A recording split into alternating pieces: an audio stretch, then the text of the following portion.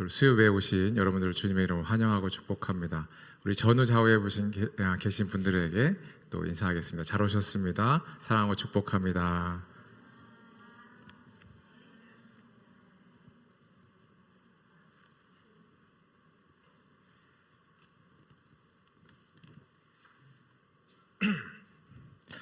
네, 여러분, 사람들은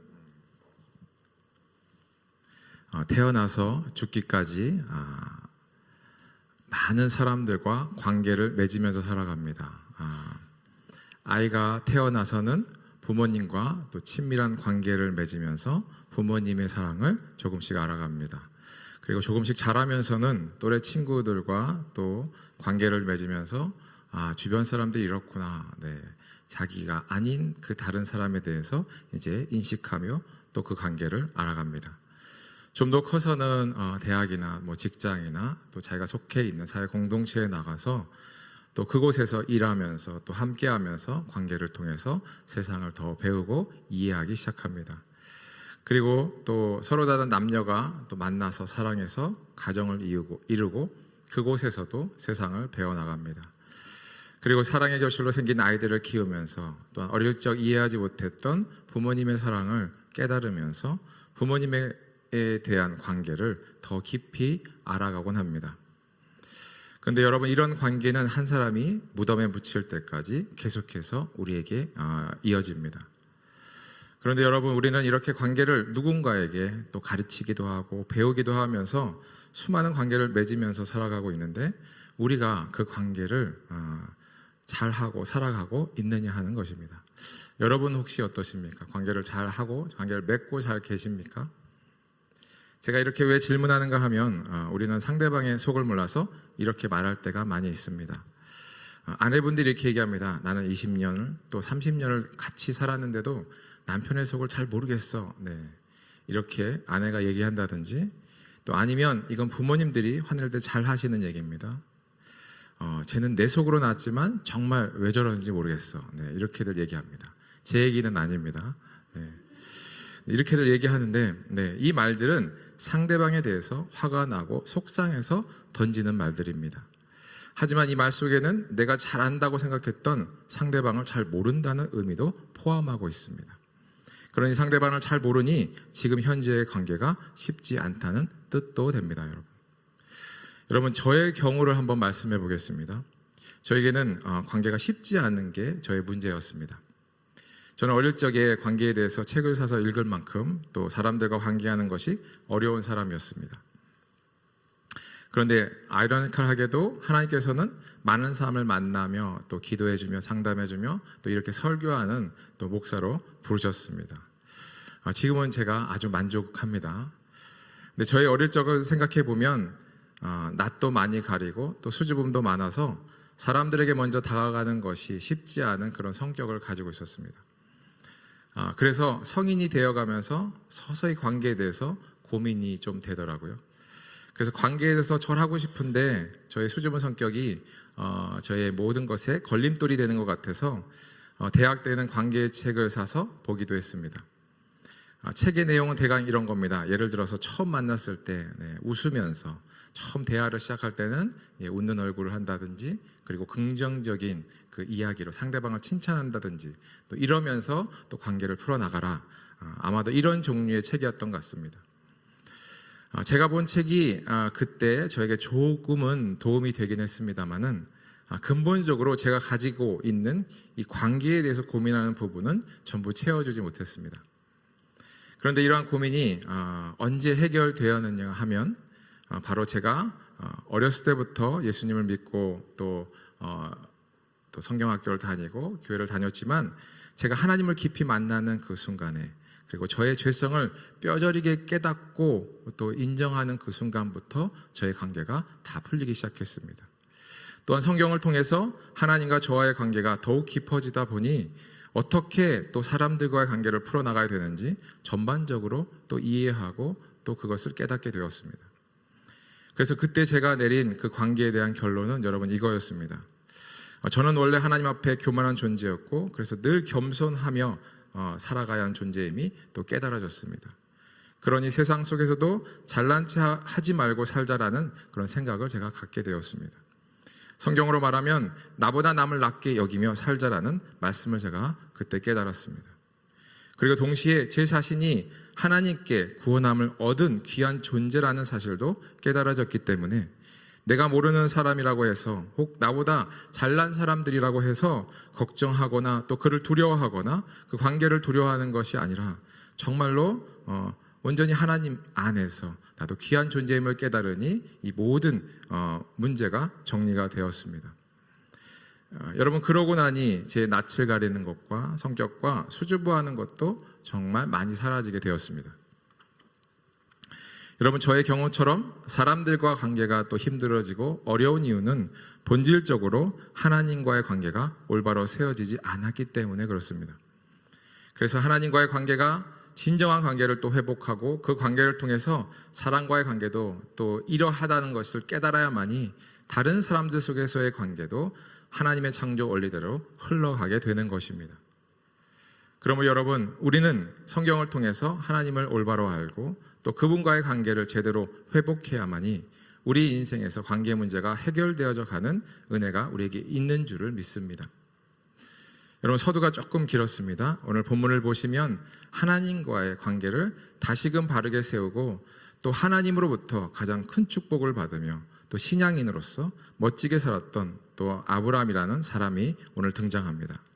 그래서 오늘 본문에 등장하는 사건은 아브라함이 하나님의 명령을 받아서 아들 이삭을 번제로 드리는 장면이 나옵니다. 여러분, 오늘 본문 1절을 다 같이 다시 한번 읽겠습니다. 1절입니다. 시작. 그 일 후에 하나님이 그를 부르시되 하시니 그가 가로되 내가 여기 있나이다. 네. 먼저 말씀에서 하나님께서 아브라함을 시험하시려고 부르시는 장면이 나옵니다. 그런데 여러분, 여기서 하나님께서 아브라함을 부르시는 시기가 중요합니다. 이 시기는 1절 맨 처음에 등장하는 그 일 후에라는 말씀에서 힌트를 우리가 찾아볼 수 있습니다. 그 일 후에라는 이 시기는 아브라함이 노년에 또 하나님과 약속으로 이삭이라는 독자를 얻고 나서 어느 정도 시간이 흘렀음을 여러분 이야기합니다. 여러분도 잘 아시다시피 아브라함은 그의 나이 75세에 자신이 살던 그 지역을 떠나서 하나님이 약속하신 가나안 땅으로 발길을 또 옮길 만큼 대단한 믿음의 소유자였습니다. 그리고 아브라함은 또 아내의 경수가 끊어졌음에도 자식을 출산할 수 없었음에도 불구하고 하나님의 약속을 믿고 25년이나 기다렸습니다. 또 그래서 마침내 기다림 끝에 약속대로 이삭을 얻고 나서 아브라함은 그 이삭을 키우면서 사라와 함께 키우면서 그 어느 때보다 행복하게 살았습니다. 그러니까 여러분, 하나님께서 아브라함을 시험하시려고 부른 시기가 바로 아브라함이 이삭을 낳고 키우며 행복하게 살던 그 시기라는 것입니다. 여러분, 아브라함의 행복한 얼굴이 그려지십니까? 이삭이란 단어는, 아브라함의 아들 이삭이란 단어는 바로 웃음 또 기쁨이란 그 원어적인 뜻을 갖고 있습니다. 네. 그러니까 아브라함의 기쁨이자 웃음이라는 것이겠죠. 그런데 여러분, 2절을 보시면 하나님께서는 정말 생뚱맞게 이삭과 함께 행복한 삶을 사던 아브라함을 부르셔서 사랑하는 이삭을 데리고 모리아 땅으로 가라고 명령하십니다. 그리고 하나님께서 일러준 산에 가서 또 이삭을 하나님께 제물로 드려서 또 바쳐서 번제로 드리라고 말씀을 이 아브라함에 하고 있습니다. 여러분, 아브라함에게 놓여진 또 하나님의 이 명령만 보면, 또 상황만 놓고 보면 하나님께서 명령하신 것이 이해가 잘 가지 않습니다. 그리고 왜 하나님께서 이 행복에 젖어 있는 아브라함에게 또 이삭을 바치라고 명령하셨을까? 또 이런 의문이 들면서 당사자인 아브라함은 어땠을까라는 생각도 동시에 들기도 합니다. 여러분, 우리들이라면 또 저라면 이렇게 했을 것입니다. 하나님, 이게 말이 됩니까? 또 해도 너무한 거 아니십니까? 이렇게 하나님께 막 따지고 반항을 했을 것 같습니다. 그런데 오늘 아브라함을 보시면 하나님 말씀에 즉각 순종하며 행동하기 시작합니다. 어떤 불평과 불만도 하나님께 표시하지 않습니다. 그저 하나님의 말씀이기에 또 무거운 마음만을 또 지닌 채 하나님의 명령에 순종할 따름이었습니다. 여러분, 아브라함은 하나님께 순종을 하고 있습니다. 그러나 머릿속이 복잡합니다. 그러니 머릿속이 복잡하니 그의 입도 무거워졌습니다. 그래서 아내인 사라도 평소와 다르게 과묵해진 그 아브라함의 행동에 의문을 제기합니다. 그래서 아내 사라가 아브라함을 따라다닙니다. 따라다니면서 이것저것 질문을 하는데도 아브라함은 그것에 절대 동요하지 않습니다. 이과 아브라함은 하나님의 명령을 지키기 위해서 또 아침 일찍 일어나서 말씀하신 모리아 땅을 가기 위해서 서두르며 종들에게 명령을 또 합니다. 명령을 하면서 우선 가지고 가야 될 또 나귀를 준비시키고 또 그 나귀에 짐을 싣게 하고 또 번제에 쓸 나무를 구하게 합니다. 그래서 그것도 나귀에 싣습니다. 그리고 여행길을 같이 수행할 그런 충성스러운 종도 2명의 준비를 시킵니다. 마지막으로 이삭을 부릅니다. 이삭을 불러서 함께 모든 준비된 것을 가지고 이제 길을 떠나기 시작합니다. 여러분, 보시다시피 또 아브라함의 이 모든 행동을 보시면 정말 군더더기가 하나도 없습니다. 오직 하나님께 순종하며 나아가는 그런 모습만 보일 뿐입니다. 여러분, 여기서 우리는 하나님의 시험을 묵묵히 순종함으로 수행하는 아브라함의 모습에서 우리의 신앙의 모습을 점검해 볼 수가 있습니다. 하나님께서 아브라함에게 이삭을 바치라고 명령하신 것처럼 하나님은 때론 우리들에게 가장 아끼는 그 무언가를 요구하실 수 있다는 것입니다. 여러분, 그 요구는 우리가 아끼는 또 재물이 될 수 있습니다. 또 아니면 이제껏 쌓아온 사회적 명예를 내려놓으라고 말씀하실 수도 있습니다. 아니면 아브라함처럼 우리가 자식을 꼭 붙들고 또 그렇게 살았다면 그 자식 또한 그 자식을 사랑하는 마음을 내려놓으라고 말씀하실 수도 있습니다. 그래서 하나님께서는 우리가 하나님보다 더 사랑하는 무언가가 또 하나님과 우리 사이에 두고 있다면, 거기에 가로막고 있다면 하나님께서는 바로 그것을 요구하신다는 것입니다. 그래서 그것이 하나님과 관계의 진전을 막고 있다면 하나님은 우리와 관계를 더 깊이 진행하시기 위해서 우리가 사랑하는 그것을 내려놓게 하는 명령과 시험을 아브라함처럼 하실 수 있다는 것입니다. 여기 계신 성도님들은 어떠십니까? 하나님께서 명령하실 때, 하나님이 내려놓으라고 하실 때 여러분 쉽게 내려놓을 수 있으실까요? 만약 여러분들께서 오늘 하나님보다 또 더 사랑하는 것이 또 깨달아지신다면 이 시간 말씀 속에서 아브라함처럼 순종하는 마음으로 또 그것들을 내려놓는 은혜가 있으시기를 바랍니다. 우리 4절을 다 같이 한번 읽어보겠습니다. 4절입니다. 시작. 제3일에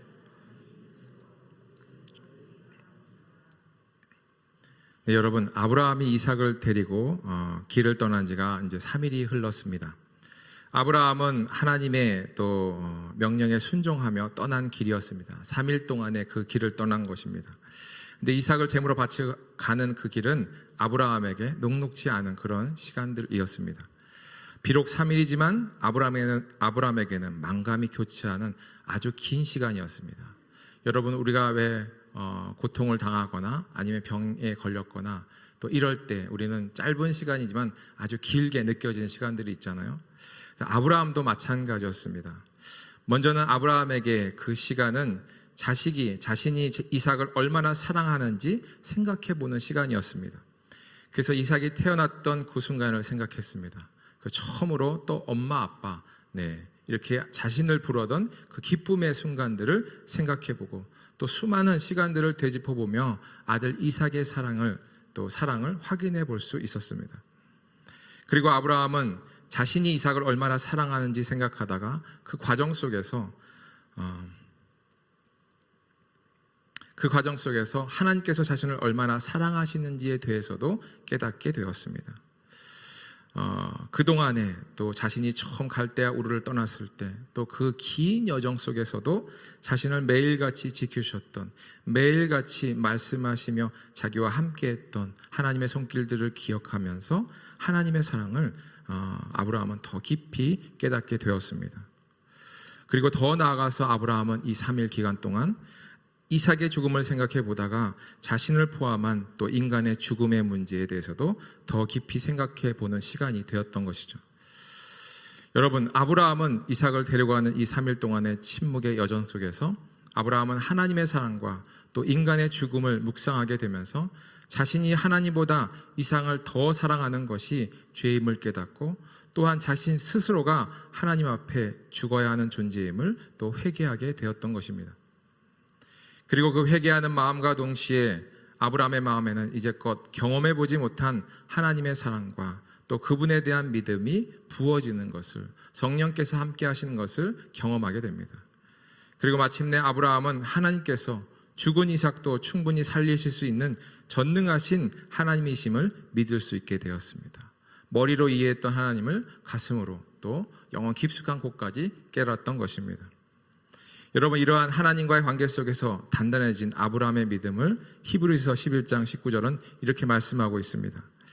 저가 하나님이 능히 죽은 자 가운데서 다시 살릴 줄을 생각한지라 비유컨대 죽은 자 가운데서 도로받은 것이니라. 아브라함이 이런 믿음을 가지게 된 것은 그가 이렇게 의지를 가지고 마음 먹고 또 그런 믿음을 갖고자 해서 얻는 믿음이 아닙니다. 바로 하나님과의 관계 속에서 자신의 죄와 또 하나님의 사랑을 더욱 깊이 깨달았기 때문에 이러한 믿음을 또 깨닫고 한 단계 성장을 한 것입니다. 여러분, 우리의 믿음도 마찬가지입니다. 우리의 믿음도 바로 하나님과의 관계 속에서 성장한다는 것을 우리도 기억해야 합니다. 오늘의 말씀처럼 우리의 믿음의 성장은 또 우리들에게 닥친 시험 속에서 하나님의 말씀을 온전히 묵상할 때 또 그 안에서 우리의 죄인임을 깨닫고 또 우리의 죄를 깨끗게 하시는 하나님의 그 높으심 또 하나님의 은혜를 깨달을 때 결국 우리의 믿음이 자라나게 되는 계기가 되는 것입니다. 이러한 사실을 믿고 순종하시는 저와 여러분의 되시기를 바랍니다. 그리고 여러분, 지금까지 이 말씀 속에서 한 가지 더 우리의 믿음에 적용해 볼 수 있는 점이 있습니다. 그것은 아브라함이 죽음을 묵상하다가 바로 부활의 하나님이시라는, 죽은 이삭도 살리실 수 있는 부활의 하나님이시라는 것을 깨달았다는 것입니다. 여러분, 그리스도인들에게 죽음이라는 것은 그것으로 종료되는 끝이 아니라 바로 부활로 이어져서 그 다음은 영원한 생명으로 이어진다는 것입니다. 그러므로 여러분, 우리는 하나님의 말씀에 순종하며 또 그리스도의 죽음 앞에 우리의 자아가 죽게 될 때 우리도 예수님과 같은 부활의 능력을 입으며 이 땅에서도 그러한 능력의 사람으로 살아갈 수가 있습니다. 우리 이어서 4절과 5절을 다 함께 한번 읽어보겠습니다. 4절 5절입니다. 시작. 제3일에 아브라함이 눈을 들어 그것을 멀리 바라본지라 이에 아브라함이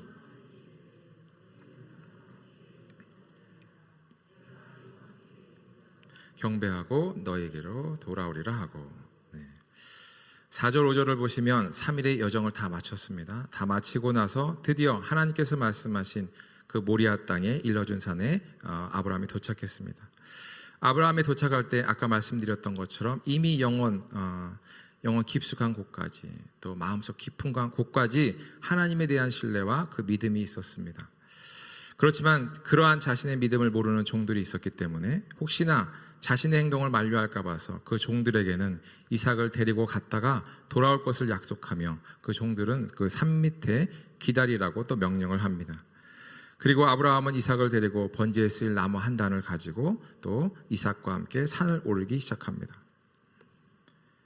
여러분, 지금까지는 아브라함의 믿음이 어떠한지 또 그리고 그 믿음 속에서 하나님과의 관계가 어떠한지 우리 알아보았습니다. 그런데 이제부터는 이삭의 믿음과 그의 아버지 아브라함의 또 그 관계에 대해서도 또 조명해 보고자 합니다. 우리 6절을 다 같이 한번 읽겠습니다. 6절입니다. 시작. 아브라함이 이에 번제 나무를 가져다가 그의 아들 이삭에게 지우고 자기는 불과 칼을 손에 들고 두 사람이 동행하더니. 히브리서 11장에 보면 말씀처럼 아브라함은 하나님께서 죽은 이삭도 살리실 줄을 믿고 또 산으로 올라가고 있었습니다. 그런데 이와 반면에 이삭은 아버지의 행동이 어딘가 불편합니다. 그리고 그 아버지의 침묵 속에서 여러 가지 의문이 들었고 또 긴장감이 생겨나기 시작했습니다. 그래서 7절의 말씀처럼 이삭이 아브라함에게 질문을 하고 또 서로 간에 부자 간에 서로 간에 몇 마디 대화가 오고 갑니다. 우리 7절을 다 같이 한번 읽겠습니다. 7절입니다. 시작. 이삭이 그 아비 아브라함에게 말하여 가로되 내 아버지 하니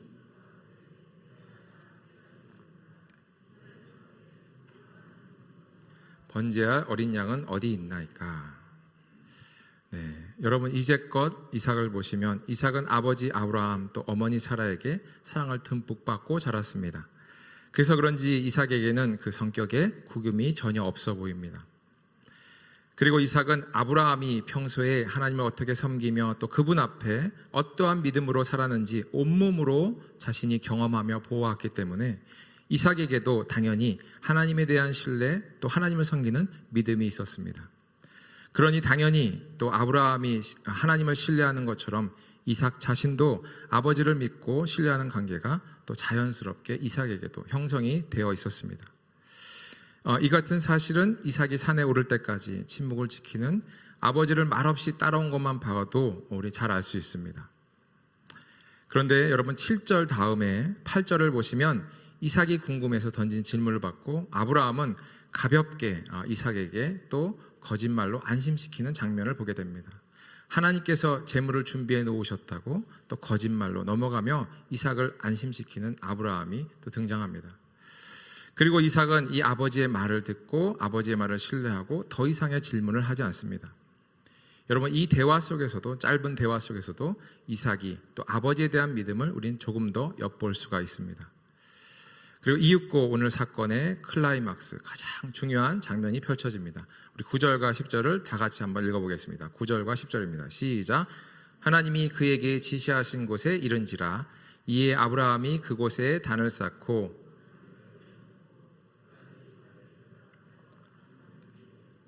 손을 내밀어 칼을 잡고 그 아들을 잡으려 하더니 결정적인 장면입니다. 아브라함은 하나님께 지시한 곳에 도착하자마자 아들 이삭과 함께 제단을 쌓고 또 가지고 온 나무를 그곳에 펼쳐 놓았습니다. 그리고 아들 이삭을 또 아무 말 없이 그에게 가서 그 가지고 온 줄로 밧줄로 이삭을 꽁꽁 묶습니다. 결박하고 나서 이삭을 나무에 얹어 놓았습니다. 여러분 이렇게 말은 쉽지만 이 장면이 좀 이상하지 않으신가요? 아버지는 아들을 묻고 있고 아들은 아무 말 없이 아버지의 그 모든 행동을 받아들이고 있습니다. 상황만 보면 이삭은 이미 아버지를 힘으로 이길 만큼 그런 힘을 가진 청년이었습니다. 그 자신을 줄로 묶는 아버지를 손으로 밀기만 하면 그 제사는 더 이상 진행되지 않고 자신도 제물이 되지 않아도 되는 그런 순간도 있었습니다. 하지만 이삭은 아버지가 이상한 눈빛으로 자신을 묶을 때부터 이상함을 감지했음에도 어떤 반항도 하지 않고 자신의 목숨도 아버지께 내어 맡기는 모습을 지금 보여주고 있습니다. 여러분 우리는 이러한 이삭의 모습에서 이삭이 아브라함에게 대해서 어떤 신뢰를 보내주고 있고 또 어떤 말이라도 순종함을 발견해 볼 수가 있습니다. 그리고 우리는 또 더 나아가서 이 장면에서 예수님의 모습을 생각해 볼 수가 있습니다. 여러분 예수님은 빌립보서 2장 6절에 보시면 하나님과 동등된 또 신적인 지위를 가진 능력이 있은 분이라고 말씀하고 계십니다. 그리고 또한 동시에 하나님의 아들이십니다. 그런데 하나님과 같은 예수님은 하나님과 같은 지위와 능력이 있으셨음에도 아버지이신 하나님의 뜻에 따라서 하늘 지위를 버리시고 이 땅에 오셔서 낮은 인간의 몸으로 온전히 사시며 하나님의 뜻을 이 땅에서 온전히 이루셨습니다. 그리고 십자가의 죽음 앞에서 자신의 능력으로 모든 것을 거부할 수도 있으셨지만 그렇게 하지 않으시고 끝까지 아버지께 순종하시며 하나님의 말씀을 십자가에서 온전히 이루어내셨습니다. 이렇게 예수님께서 십자가에 보여주신 이 순종은 하나님과 또 예수님의 깊은 사랑과 신뢰의 관계가 아니면 이룰 수 없는 모습입니다.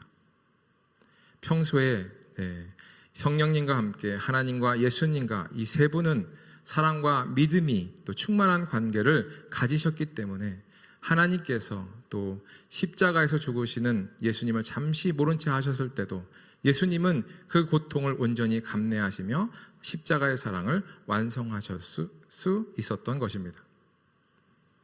여러분 우리도 이삭처럼 또 아니면 예수님처럼 우리의 목숨을 내놓으며까지 하나님 말씀에 순종할 수 있을까요? 쉽지 않은 문제입니다. 살면 살수록 그리스도인들로서 고민이 되는 그런 신앙의 문제입니다. 하지만 여러분, 우리는 예수님께서 어떤 신적 능력을 사용하셔서 순종의 모습을 보이신 것이 아니라 바로 평소에 예수님께서 하나님의 말씀으로 늘 순종하며 그분에 대한 믿음이 있었기에 그 모든 사랑으로 또 인내하며 감내할 수 있었던 것에 우리는 주목해야 합니다. 그래서 그리스도인들이 십자가를 질 수 있는 그런 순종은 바로 매일의 삶 속에서 하나님과 함께하며 그분의 깊은 관계 속에서 믿음을 쌓아나가고 또 하나님의 넓으신 사랑을 깨달아야만 이룰 수가 있습니다.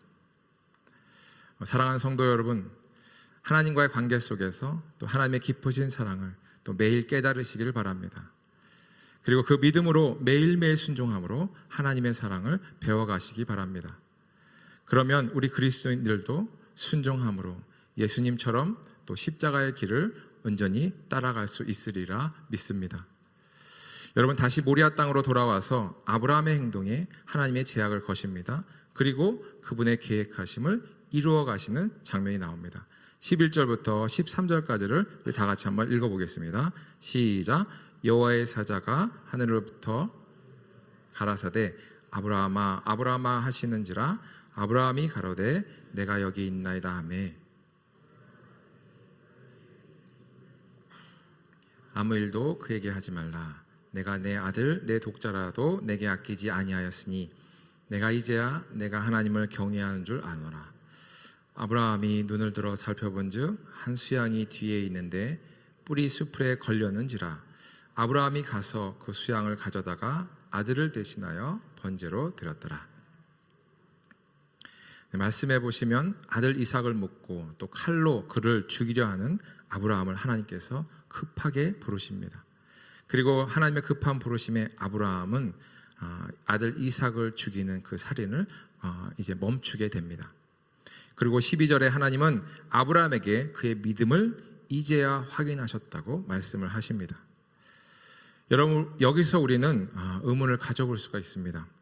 그 의문은 바로 왜 하나님께서 꼭 시험을 통해서만이 아브라함의 믿음을 아셨는가 하는 점입니다.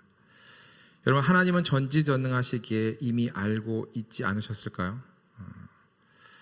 이렇게 한번 생각해 볼 수 있습니다. 그러나 이런 의문점은 이렇게 해결될 수 있습니다. 하나님께서는 전능한 능력도 가지고 계신 분이시기도 하지만 하나님은 우리와 함께 하시기를 원하시며 또한 우리와의 관계를 통해 함께 하시는 그런 인격적이시고 또 관계적이신 분이라는 사실을 알면 우리의 의문점은 또 해결될 수 있습니다. 여러분, 이것은 마치 이렇게 생각해 볼 수 있습니다. 우리가 아이들을 키우잖아요. 그럼 아이들을 키울 때 그냥 멀리서 지켜만 보아도 그 아이들이 어떤 성향인지 또 어떤 마음에서 저런 행동을 하는지 잘 알 수 있습니다. 그리고 또 아이에게 필요한 도움을 그때그때 더 멀리서도 줄 수 있습니다. 그러나 가까이서 그 아이와 함께하며 아이가 울 때나 또 아이가 화낼 때나 또 실패할 때나 늘 함께하면서 하나하나를 마음을 같이 함께하며 함께 쓸 때 우리는 비로소 그 아이와 하나가 되고 그 아이를 온몸으로 사랑하며 알게 되는 것과 똑같습니다. 그러니까 하나님은 우리를 이미 다 아시지만 우리와 가까이 하시며 또 그렇게 우리를 순간순간 알아가시며 우리와 관계하시는 그런 분이라는 사실입니다. 여러분, 아브라함의 믿음은 분명히 처음과 다르게 변했습니다. 저절로 변한 것이 아니라 또 시간이 흐름에 따라서 성장한 것이 아니라 하나님과의 관계 속에서 수많은 질문과 또 고민과 또한 기도와 응답 속에서 변화되어져 간 것입니다. 그리고 하나님께서는 아브라함과 친밀한 교제 속에서 아브라함의 믿음의 성장을 보시고 그제서야 그 믿음을 인정해 주신 것입니다. 그러므로 여러분, 우리가 하나님의 능력이 필요할 때만 기도하는 것으로는 우리의 믿음이 자라나지 않습니다. 우리의 믿음은 하나님과 친밀한 관계 속에서 우리가 하나님께 가까이 가야만 우리의 믿음이 성장한다는 사실을 우리는 기억해야 합니다.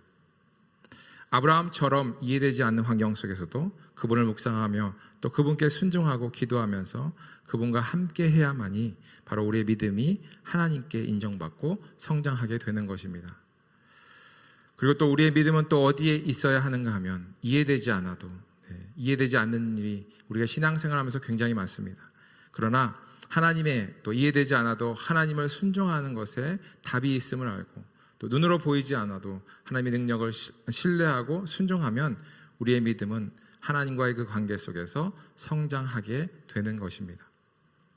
사랑하는 성도 여러분, 아브라함처럼, 오늘의 말씀의 아브라함처럼 믿음으로 순종하며 또 하나님과의 관계 속에서 믿음의 성장을 이루시는 그런 은혜가 있기를 예수님의 이름으로 축원을 드립니다.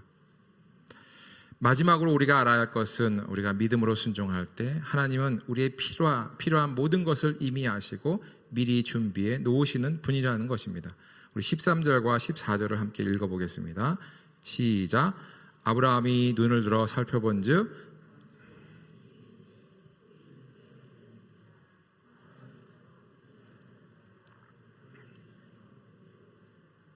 아브라함이 그 땅 이름을 여호와 이레라 하였으므로 오늘까지 사람들이 이르기를 여호와의 산에서 준비되리라 하더라. 네, 말씀처럼, 우리가 읽은 말씀처럼 하나님께서는 이미 제사에 드릴 어린 양, 순양을 준비해 놓으셨습니다. 그리고 하나님은 그 양을 가지고 아브라함이 또 이삭이 함께 번제를 드리게 하셨습니다. 여러분, 하나님께서는 우리와 가까이 또 관계하시는 그런 인격적인 하나님이시기도 하지만 또한 아까 말씀드린 대로 전지전능한 분이시기 때문에 우리의 모든 필요를 아시고 미리 준비해 주시는 그렇게 채워주시는 분이시기도 합니다. 여러분, 우리의 믿음을 가만히 보면 우리들은 우리가 가지고 있는 것에 너무 집착한 나머지 하나님에 대한 믿음을 저버리고 잃어버리고 또한 급기야 나중에는 우리가 더 가지려고 했던 것도 전부 잃어버리는 경우가 많습니다. 재물이 그렇고 또 명예도 그렇고 때론 자식에 대한 사랑도 그렇습니다. 하지만 여러분, 최종적으로 하나님은 우리의 믿음을 시험하시기 위해서 우리의 모든 것을 빼앗아 가시는 분이 아니라 또 순종함으로 우리가 그분께 또 우리의 믿음을 보이기만 하면 나중에는 우리의 믿음을 인정해 주시고 우리에게 필요한 것, 그 모든 것을 더하여 주시는 그런 축복을 부어주시는 분이시라는 사실입니다. 믿으십니까, 여러분? 여러분, 이제 마지막으로 하나님께서는 아브라함의 믿음을 인정하시며 이렇게 축복해 주십니다. 길지만 15절부터 19절의 말씀을 읽고 말씀을 정리하겠습니다. 15절부터 19절입니다. 시작. 여호와의 사자가 두 번째 아브라함을 불러 이르시되 여호와께서